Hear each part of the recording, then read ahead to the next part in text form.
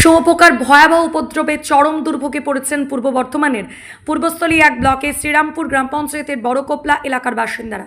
গত প্রায় 2 সপ্তাহ ধরে এই সমস্যা ক্রমশ তীব্র আকার ধারণ করায় বহু মানুষ অসুস্থ হয়ে পড়ছেন। অভিযোগ, অনেককে চিকিৎসার জন্য হাসপাতালে নিয়ে যেতে হয়েছে। এমনকি পরিস্থিতি এতটাই ভয়াবহ যে কয়েকটি পরিবার বাধ্য হয়ে সাময়িকভাবে অন্যত্র আশ্রয় নিয়েছে। স্থানীয়দের দাবি, এলাকায় ব্যাপক হারে পাট চাষের ফলে শুঁয়োপোকার উপদ্রব বেড়ে গিয়েছে। পোকাগুলির শরীরে সূক্ষ্ম লোম বাতাসে উড়ে এসে খাবার, পানীয় জল এবং দৈনন্দিন ব্যবহারের জিনিসে পড়ছে। ফলে ত্বকে জ্বালা, চুলকানি, অ্যালার্জি সহ বিভিন্ন শারীরিক বাসিন্দাদের অভিযোগ। বিষয়টি নিয়ে শ্রীরামপুর গ্রাম পঞ্চায়েতকে একাধিকবার জানানো হলেও এখনও পর্যন্ত কার্যকর ব্যবস্থা নেওয়া হয়নি। তাদের দাবি, সময় মতো এবং পর্যাপ্ত পরিমাণে কীটনাশক প্রয়োগ করা হলে এই পরিস্থিতির সৃষ্টি হতো না।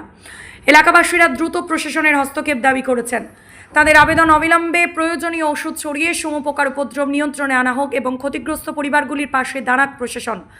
বর্তমানে আতঙ্ক বা অনিশ্চয়তার মধ্যে দিন কাটছে বড়কোপলা এলাকার বাসিন্দারা। কালনা থেকে Rita Bhattacharya report, crime press, Bengal news. আমাদের অসুবিধা হচ্ছে, আমাদের বাড়ির সামনে পাটের জমি আছে, আমাদের এখানে প্রচুর শুঁয়োপোকা, আমরা বাড়ি ঘরে থাকতে পারছি না, আমাদের বাচ্চা কাচ্চা অসুস্থ হচ্ছে, রান্না বান্না কেউ করতে পারছে না, অনেকে হসপিটাল ভর্তি হয়েছে। আমাদের এর ব্যবস্থা চাই তদনগর, তাহলে আমরা বিক্ষোভ জানাবো।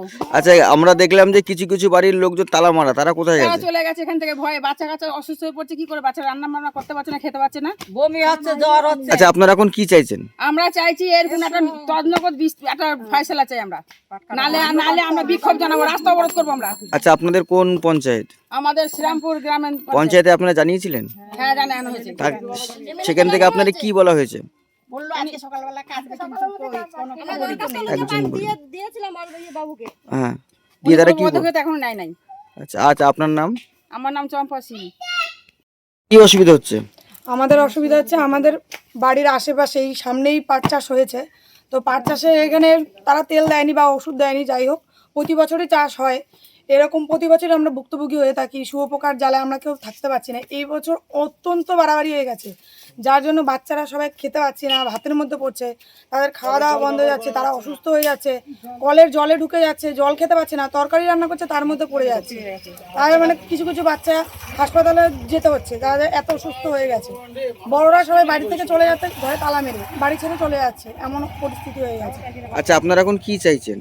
আমরা এখন চাইছি চাষিরা পাটগুলো কেটে দিক, আর সামনের বছর যখন চাষ করবে, এদের তো চাষ করতে হবে, চাষ তো আমরা বারণ করছি না করতে না, এরা চাষ করুক, কিন্তু তেমন ব্যবস্থা নিয়ে চাষটা করুক যাতে আমরা ভুক্তভোগী প্রতি বছর না হই।